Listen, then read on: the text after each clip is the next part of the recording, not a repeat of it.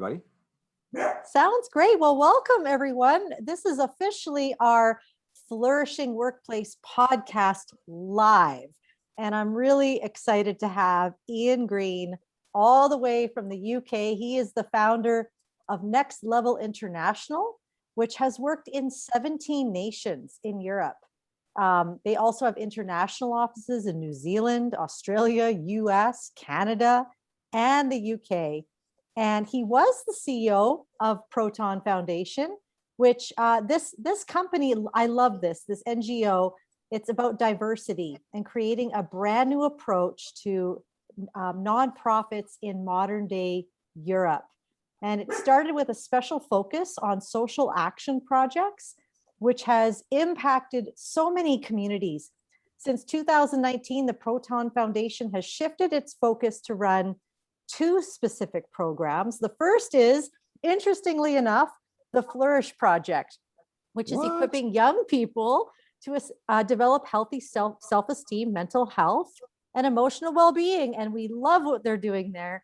And the second is the Global Transformation Project, which encompasses all that Ian focuses on. And so Ian, he is a challenging and yet inspiring person. I love Ian. He always talks straight.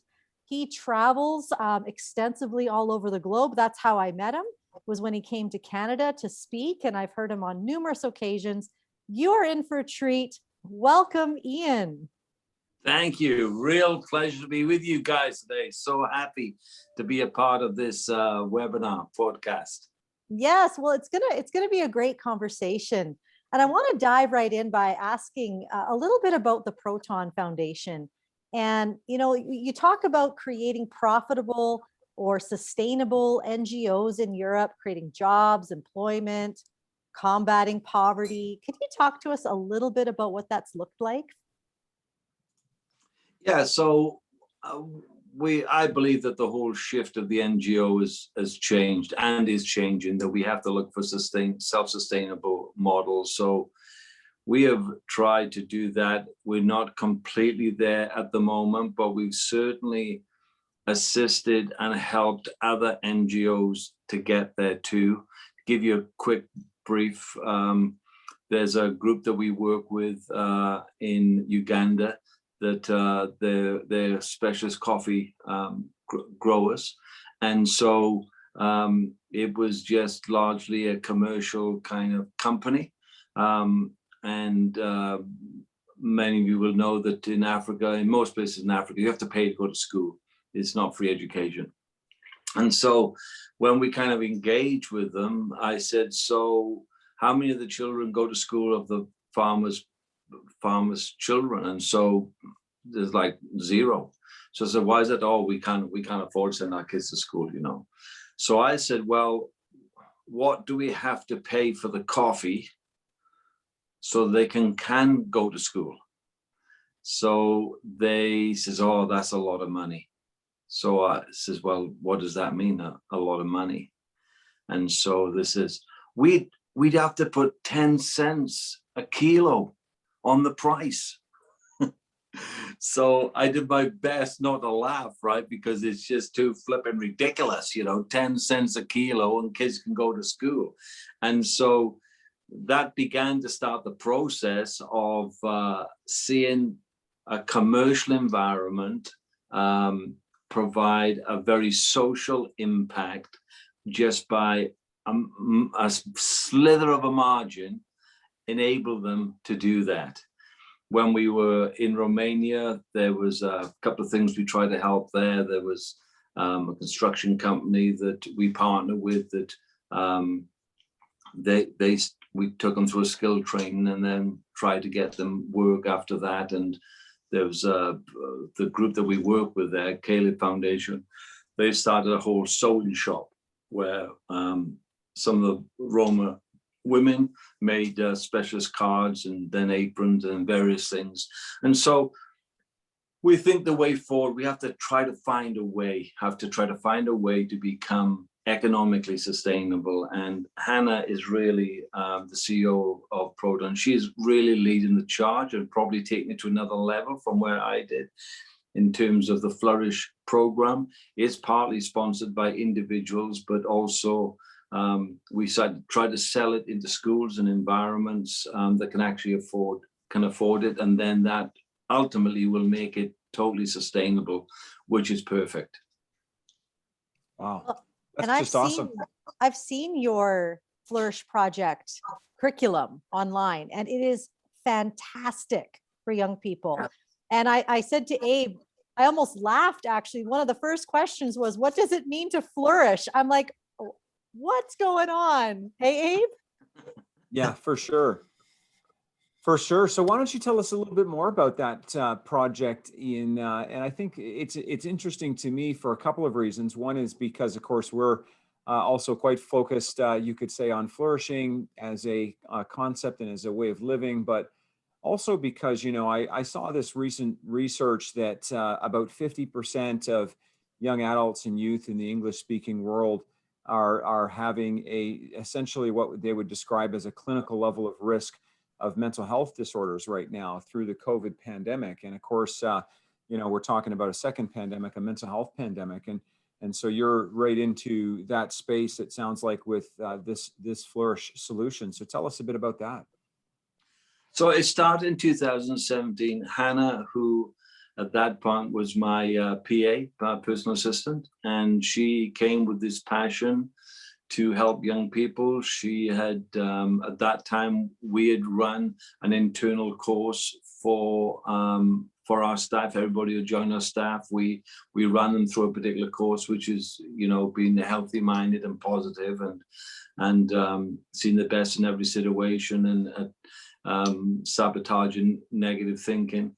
That really impacted her. But in her heart, she really wanted to help young people. She'd had some challenging experiences growing up, and she felt that she'd come to a point where she really wanted to help young people.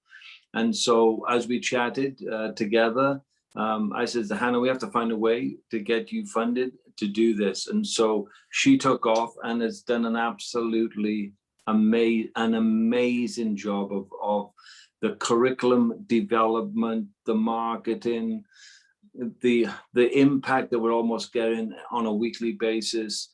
We're in Scotland. We're talking to people in Denmark.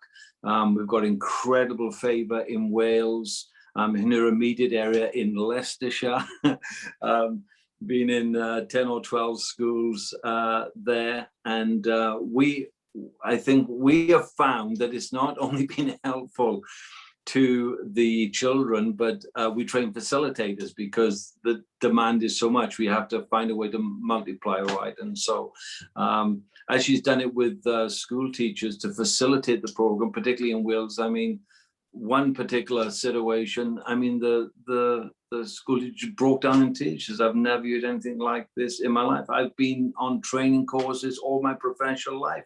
I've never done a course like this.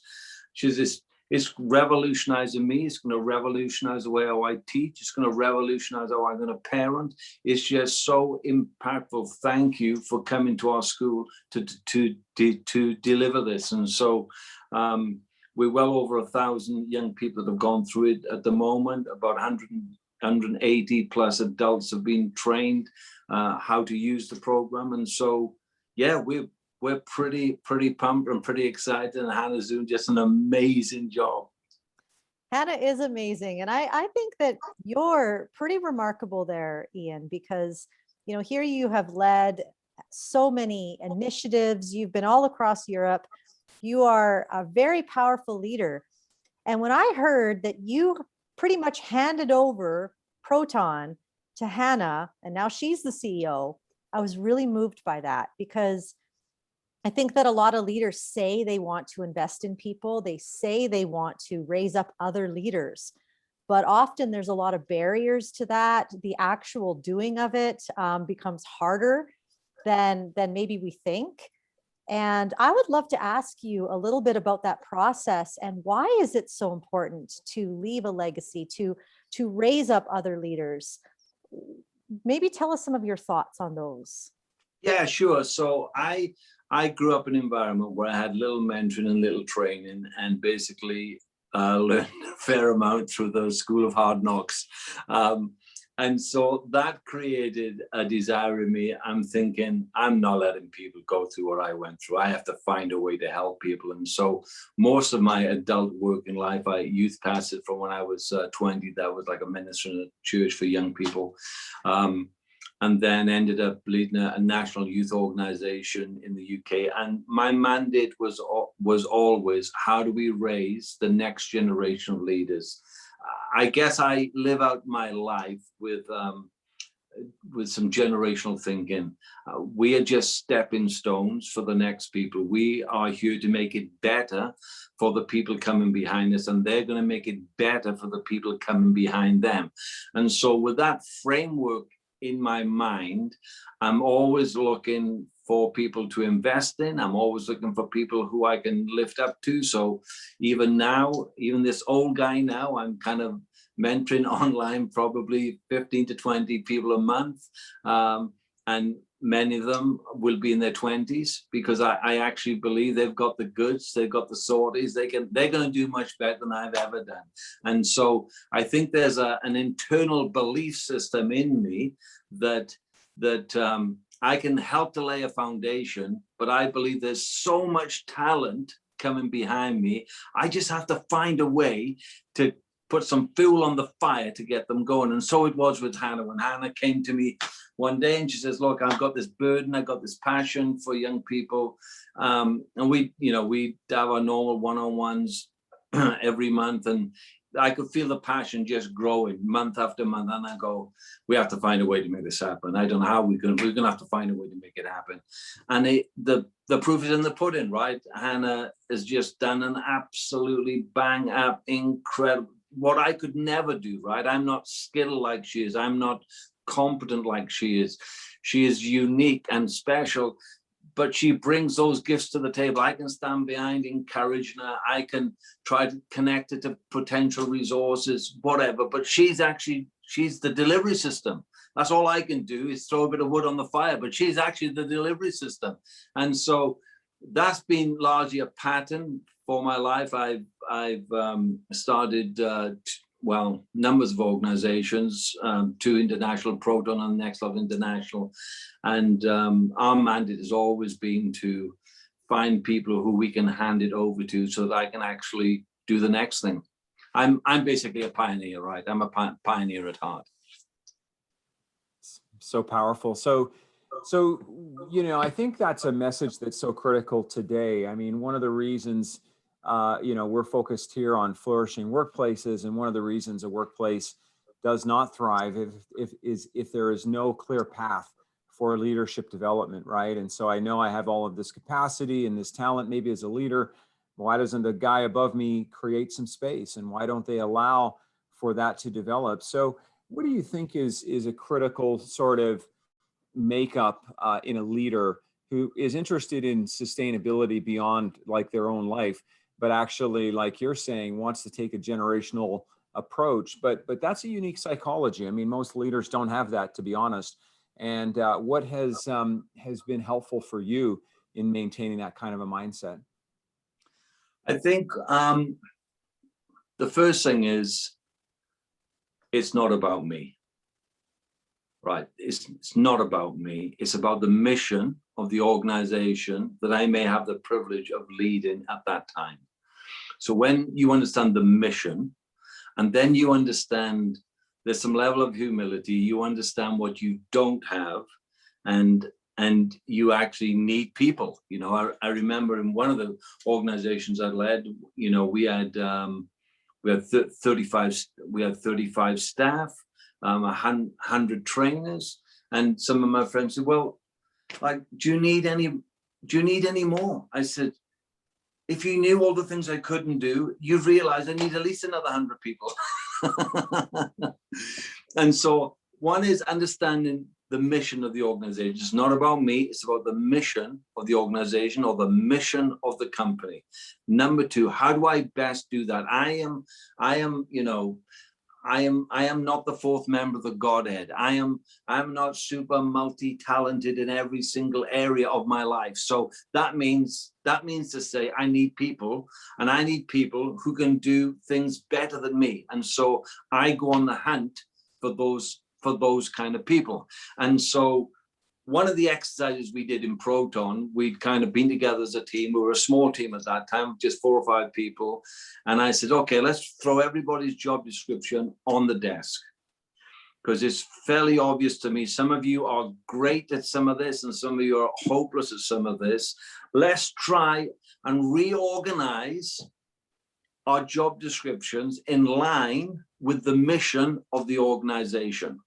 Now, I can't promise everybody's going to do 100% of what they love doing, but we at least got to get people in between 70 to 80% of what they're good at, what they're competent at. And so we had that exercise. It was a 2-day exercise, and actually Hannah led that process for us.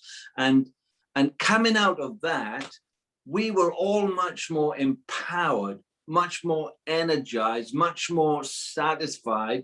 We all realized there was stuff that maybe wasn't our first choice, but needed to be done because the mission was more important than our personal satisfaction. But we wanted people to have some level of satisfaction in what they were doing, right?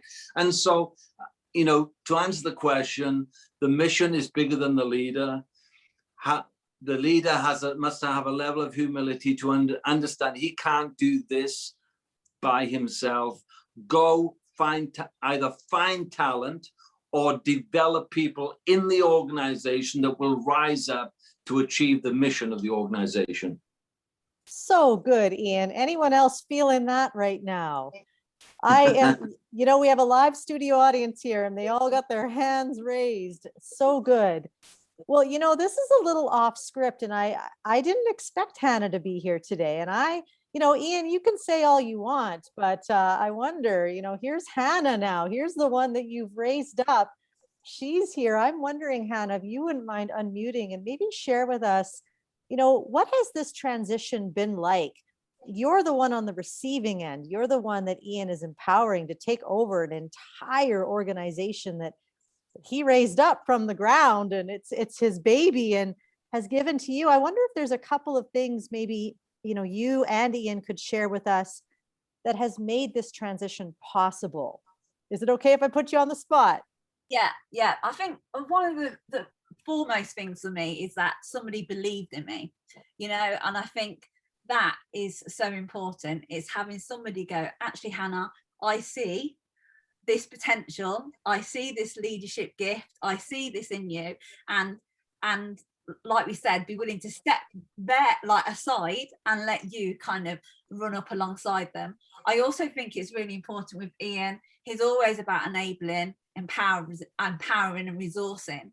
And one of the biggest areas that I've learned is it's okay to make mistakes in that safe place, you know, and that has helped me so much to understand that actually I'm going to make mistakes, that it's how I learn from them, how that develops my character.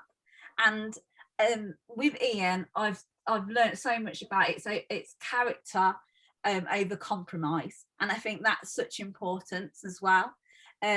It's been difficult. It's not been the easiest time because I'm just having to, like, I feel like, you know, a bit like the swan or whatever on the water, and you're pedaling like really hard. But I know that Ian's always there for me to contact. Ian's always made himself available, and that's something that's such it is so amazing, that I know that I can just WhatsApp him, message him, ask his thoughts, and he'll always make time.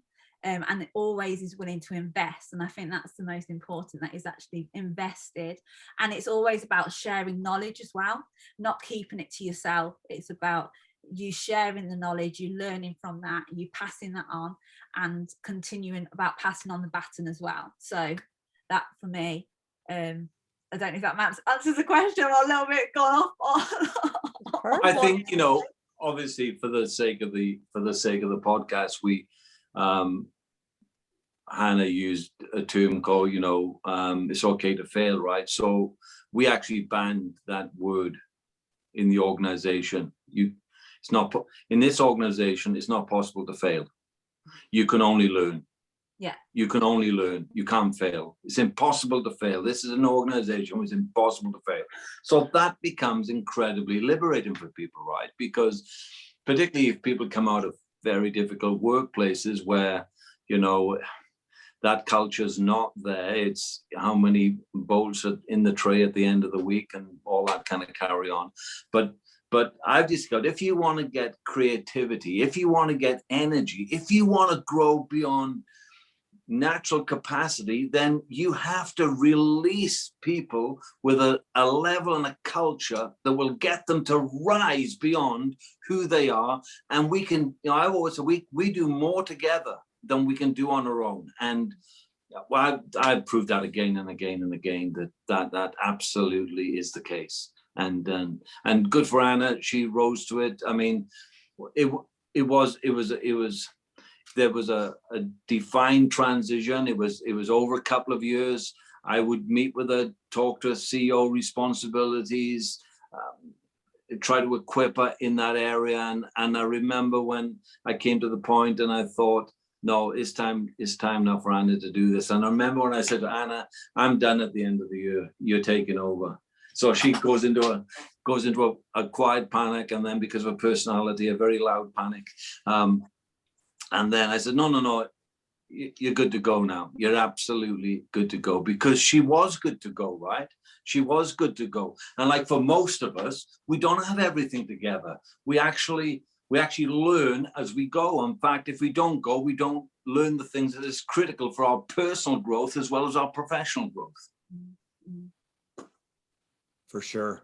For sure. And so what were some of the challenges you guys experienced? Because it sounds pretty like really smooth and everything was just perfect. And so did you guys have any challenges along the way, or did it just sort of happen? Yeah. I would say one of the challenges, I'll speak for Anna, and Hannah can speak for me, but I think I've had a special gift for resource raising, you know, in terms of finding money to do the mission, right? That's not been Hannah's strength and forte. I've had lots of privilege because I know so many people globally. I've traveled the globe 15 to 17 days a month for 30 years, so I know a lot of people.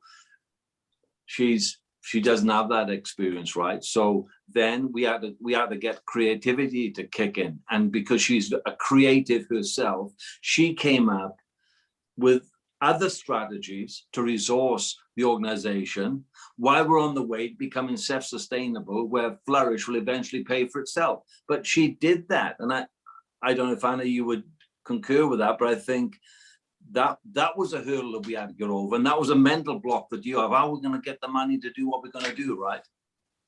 Yeah, no, absolutely. And also what I would say is communication between us both as well. So even though it was the kind of the moving away of global transformation from Proton, because Ian's still in global transformation, so it was the way that we communicated that and the way that we advertised that, you know, with our supporters, isn't it, Ian? Because you've set up now, and I think that was key, that we wanted it to be, no, this is an agreement, you know, this is what's best, and we are happy with this decision as well, you know, because when some people see somebody moving away, they can think, oh, what's going on? But that was not the case at all. It was that we're championing each other, and I think that is the key, that we are championing each other. And whatever Ian's doing, I'm championing him, and I know in whatever I'm doing, however Proton is going to work or go forward or move forward, that he will always be championing the organization as well, and myself. Yeah, so like this last week, it was my birthday. Last week. So I took a fundraiser for Proton, not for global transformation. I did a fundraiser for Proton because I absolutely believe in the mission. It's not my responsibility now, it's Hannah's responsibility, but my heart, I absolutely believe in Hannah and I believe in the mission. And so I'll advocate. I'm not a part of the organization, I'm not on the board, but I believe in it, right? And all good things come out of good relationships.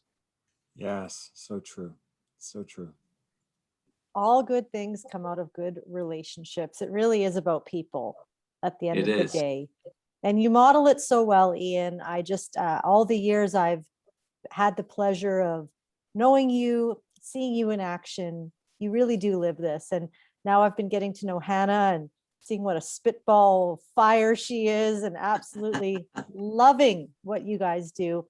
You have friends here in Canada, in North America, in Wellness Innovate, and our flourishing, not just workplace, but our whole flourishing umbrella. We are cheering you guys on. We love you. Thank you. And we're just big fans. And so I want to thank you so much for coming on our live podcast today. You both are really, really special.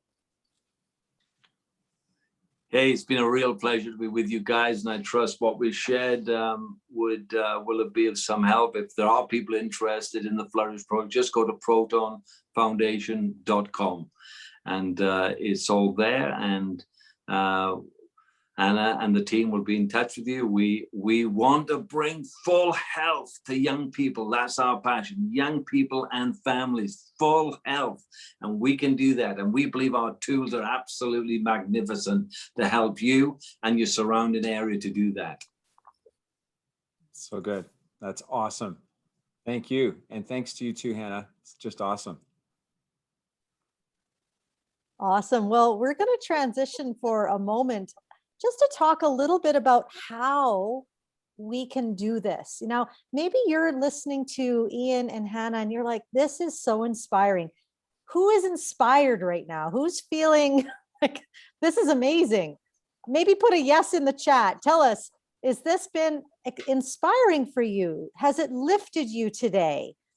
If it has, then there's an actual way to make this a reality wherever you are, whether you're like Therese, a school principal, whether you're working with 5 people, or whether you're an entrepreneur by yourself. It is possible to always be investing in other people. And one of the things that we do at Flourishing Workplace is we believe that we can change the world. We really believe that. And we believe that we do that specifically by changing the workplace. Yeah, absolutely. And, you know, at Flourishing Workplace, you know, and very much like the vision that Ian and Hannah shared with young people and with families, we also think that you can flourish in the workplace, right? That the workplace does not have to be that place where you pack a bottle of Tylenol, you know, just to get through the day, you know, because of the tension headaches, and you have to keep drinking one coffee after another to get a little bit of a buzz. But we actually think that if the workplace is properly focused on people and purpose, well, how many of you would agree with me when I say that profit will follow? And in the nonprofit space, profit is important as well, because that is really the idea of sustainability, right? We need to take in enough in order to continue to be relevant in the world. And so at Flourishing Workplace, we're focused on people, we're focused on purpose and profit.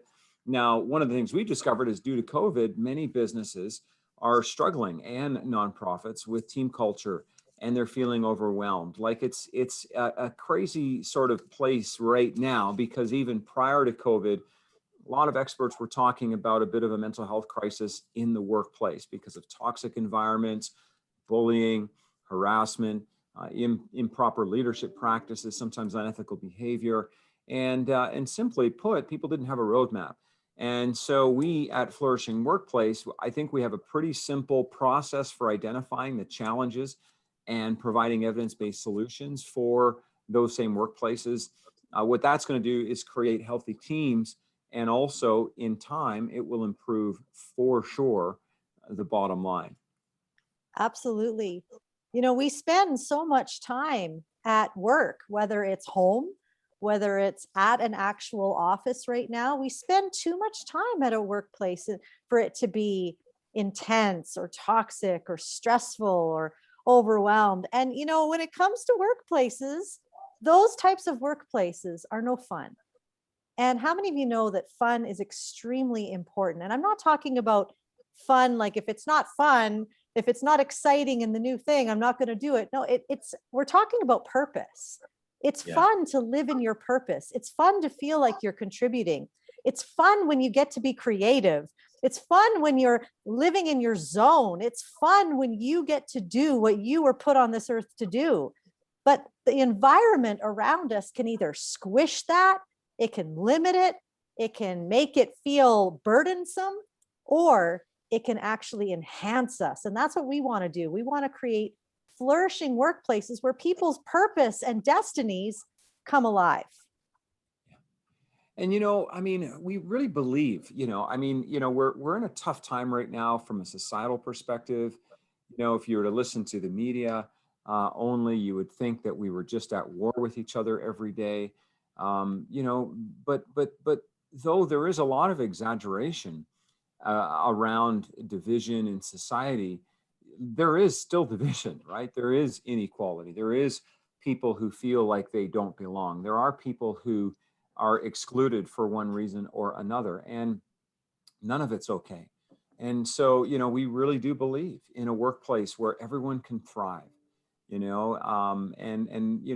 we were listening to Ian, he's talking about Hannah and positioning her to thrive. It's probably not a huge leap to say that she wouldn't be completely where she is today without the workplace and the support that she got from Ian to help her get there, and probably vice versa.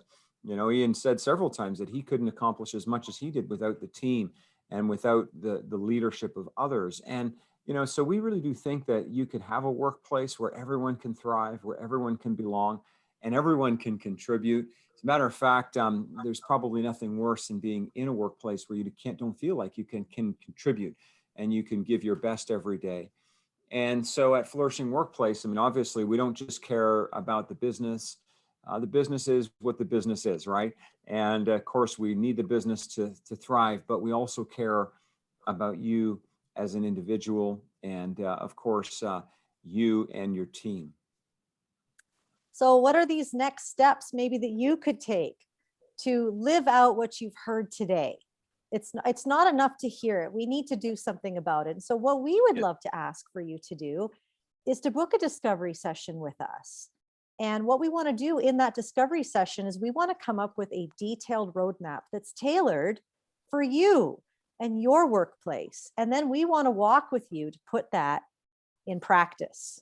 And so you can reach us at info@flourishingworkplace.com. This is our website, Flourishing Workplace, which you probably had to visit to get here. You'll also want to visit it because next month, every month, we're doing our podcast live, and we have Dr. Jody Carrington joining us. And who knows Dr. Jody? She's here from Alberta in Olds, and she is an amazing psychologist who talks about the power of connection, and she'll be our guest next month. So put this in your calendar, get registered, invite people, because it's going to be an incredible time. But again, we just want to thank Ian and Hannah for being here today. This was an incredible time together. I feel personally very inspired and continuing on to do what we do at Flourishing here in Canada. And we're looking for ways to work with Flourish over there in the UK, actually. We'll keep everyone tuned in on that one. But thank you so much again for coming. And back to you, Abe, to close us off. Yeah, again, thanks so much, Ian. So nice to get to know you, and nice to connect with you as well, Hannah. Thanks everybody for joining us today. And, we really think that there's a revolution happening, right? As the idea of flourishing just as an individual has begun to explode, and with the work that we heard from Hannah and Ian they're doing with young people, we also think that it's happening in the workplace, right? And you want to be a part of that, right? You don't want to wait until there's a human rights complaint at your doorstep, or somebody who's, filing a lawsuit because they don't feel like they are involved. And, it's interesting because people say today, I'd love to build a flourishing workplace. Of course I would. Like, who wouldn't? But I don't know how. And so if you could book a discovery call, we'd love to provide you with that detailed roadmap and then walk with you to implement it. And please do join us for that next webinar on June 16th with Dr. Jody Carrington. And if you have any needs or would like to reach out, please do. So thank you so much, everybody, and we'll see you next time around. And please do enjoy the rest of your week. Thanks, everyone. Thank you.